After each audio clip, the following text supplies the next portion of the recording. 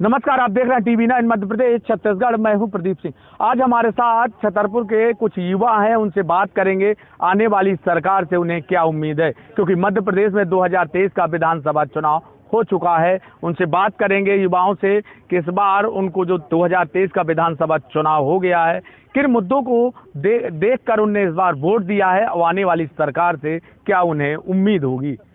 क्या नाम है आपका? योगेश तिवारी।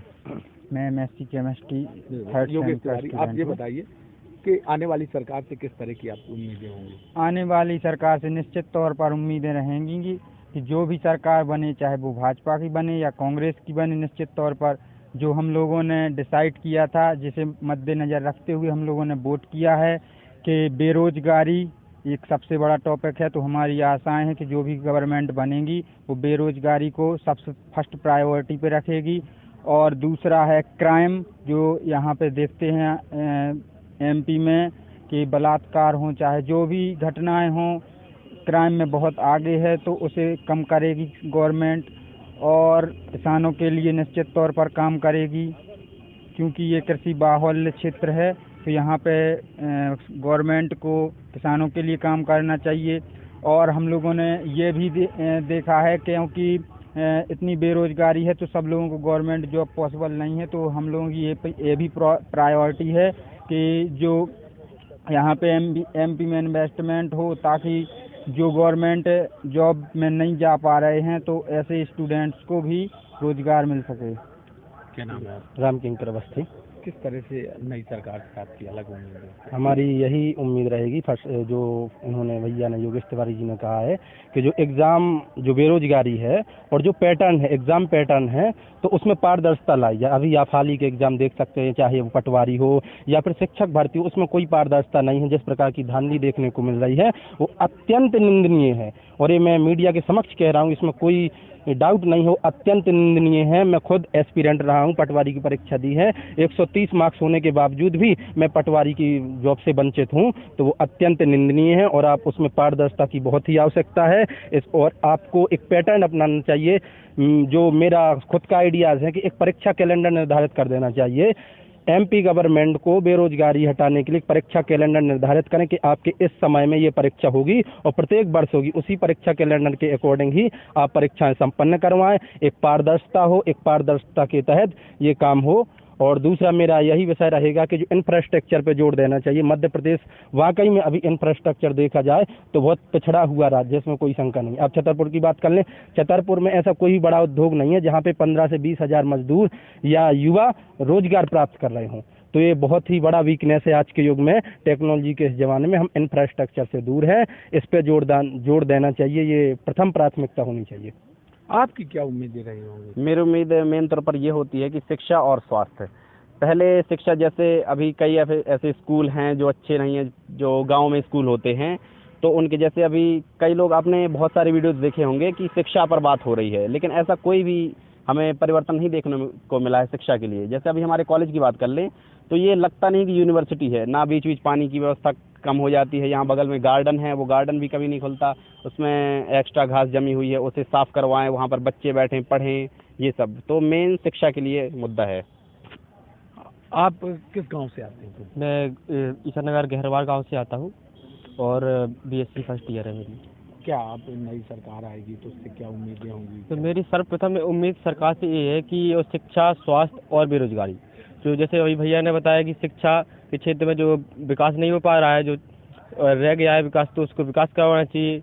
और स्वास्थ्य के क्षेत्र में जगह जगह आप देख सकते हैं कि कचरा फैला हुआ है और हर गांव में आंगनवाड़ी नहीं है, स्वास्थ्य केंद्र नहीं है, तो मैं इसको प्रायोरिटी दूंगा। और बेरोजगारी को मैं दूंगा कि बेरोजगारी तो बहुत ज़्यादा हो रही है कि बेरोजगारी को, मतलब युवा को ना रोजगार मिल रहा है ना कुछ मिल रहा है, और बच्चे पढ़ रहे हैं, पेपर दे रहे हैं, और पेपर में भी जो हो रहा है कि धंधाधड़ी हो रही है, उसका रिजल्ट सही से नहीं आ रहा है, तो मैं इसको प्रायोरिटी दूंगा। बेरोजगारी अभी आप देख सकते हैं कि बेरोजगारी भत्ता मिलता है जो युवाओं को, तो बेरोजगारी भत्ता मिलता है, लेकिन इससे युवा भी तो मतलब आगे नहीं बढ़ पा रहे हैं ना। बेरोजगारी भत्ता मिलता है उसको, तो युवा बढ़ नहीं पा रहे आगे। सरकार आएगी नई, किन योजनाओं को चलाना चाहिए सरकार को जिससे युवाओं को लाभ मिल सके? सरकार को उन योजनाओं पर ज़्यादा ध्यान देना चाहिए जो पुरानी हैं और विद्यार्थियों के हित में हैं। कुछ नई योजनाएं भी लानी चाहिए ताकि जो कि पटवारी स्कैम होने लगते हैं परीक्षाओं में कम से कम उनको दूर किया जा सके। तो एक निश्चित समय सारणी तैयार करनी चाहिए गवर्नमेंट एग्ज़ाम के लिए ताकि एस्पिरेंट्स को उनके लिए सोचना ना पड़े और वो अपनी कड़ी मेहनत कर सके। छतरपुर जिले में अभी तक रोजगार के लिए तमाम चीज़ों का बखान करती रही सरकारें, मगर योजनाएं धरातल में अभी तक आई कि नहीं आई? एक तो देखिए वास्तविकता यह है कि सभी को गवर्नमेंट जॉब या रोजगार मिल नहीं सकता। इसके लिए लेकिन एक चीज़ जरूरी है जो हमारी सरकार कर सकती है, बाहरी कंपनियों का निवेश ला सकती है। अपने जो पैसे बेकार की योजनाओं में लगा रही है उसका योजनाओं में जैसे रोजगार मिले, कंपनियों को खोल सकती है, नए नए लोगों में कलाएं उस कला को निखार सकती है।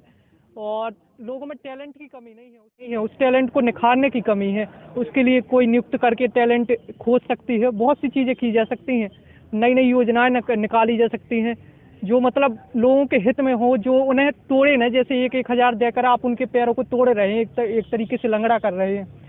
ऐसी योजनाएं लाएं जिनसे उनका भी विकास हो सके और वो कुछ करके कमाएं, कमाएं। ऐसी कौन सी योजना है जो 1,000 रुपए आप बता रहे हैं?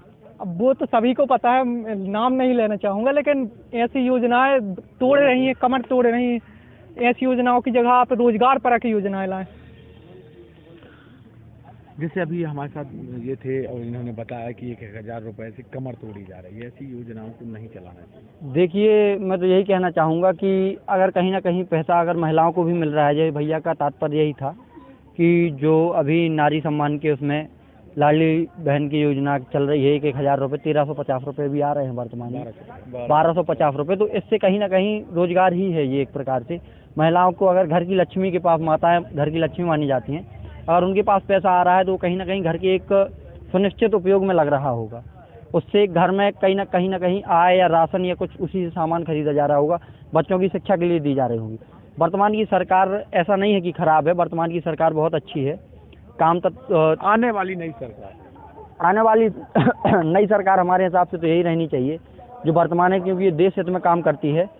केंद्र में जो सरकार है वो पूर्णतः अच्छी है। मोदी जी का समर्थन हर युवा करता है कि उन्होंने देश को, जो आखिरी नंबर पर पिछड़े वर्ग में माना जाता था देश, अपना भारत का नंबर नहीं आता था किसी भी काम में, आज किसी भी देश की ऐसी हिम्मत नहीं है कि वो अपने भारत देश के ऊपर आंख उठा के देख सके।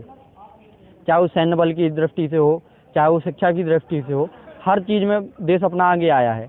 ऐसा नहीं कह सकते हैं कि आगे नहीं आया है। और जो कि अपन मानते हैं कि क्या सरकार में बदलाव होना चाहिए, 20 साल हो चुके हैं सरकार को, 25 साल, तो ऐसा कोई ज़रूरी नहीं है। हाँ, ये मानते हैं कि जो मुख्यमंत्री हैं वो वर्तमान से थोड़ी सी हट के होने चाहिए, लेकिन भाजपा की जो सरकार है वो कहीं ना कहीं सही है। आपका मानना यह है कि मुख्यमंत्री जरूर बदलना चाहिए? हाँ, मुख्यमंत्री, क्योंकि 20 साल का अगर कोई एक व्यक्ति गद्दी पर रहता है तो उसका थोड़ी सा मनोबल बढ़ जाता है, तो इसमें थोड़ी सा परिवर्तन होना चाहिए। बाकी जो सरकार है वो बहुत अच्छा काम कर रही है।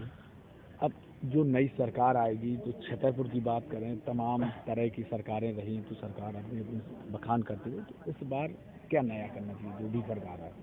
इस बार जो है युवाओं को मौका दिया जाए। क्या है कि युवा इस देश को आगे ले जा सकते हैं, तो जितनी योजनाएं निकल रही हैं उसमें कहीं ना कहीं युवाओं के लिए जो है ध्यान दिया जाए।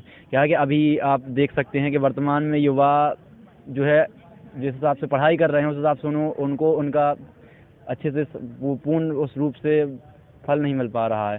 तो नई आने वाली सरकार कोई भी आए, उनसे मांग बस यही रहेगी कि इस देश को जो बेरोजगार युवा घूम रहे हैं उनके लिए कोई नया रोजगार लाया जाए।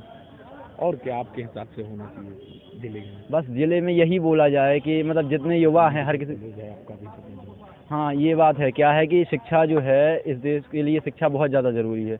आजकल के युवाओं को शिक्षा पूर्ण रूप से नहीं मिल पा रही है। काफ़ी युवा जो है गांव से आते हैं यहाँ पे शिक्षा ग्रहण करने के लिए, पर क्या होता है कभी क्लासेस नहीं लगती हैं, तो जिस वजह से उस हिसाब से शिक्षा नहीं मिल पाती है।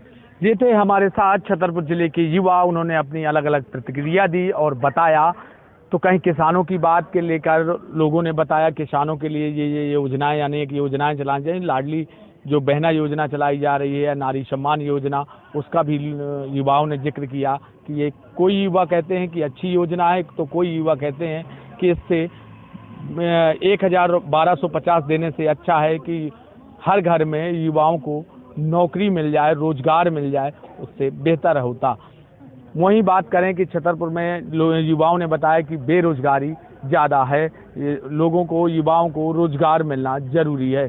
नई सरकार से यही उम्मीद करते हैं। छतरपुर से TV9 के लिए प्रदीप सिंह।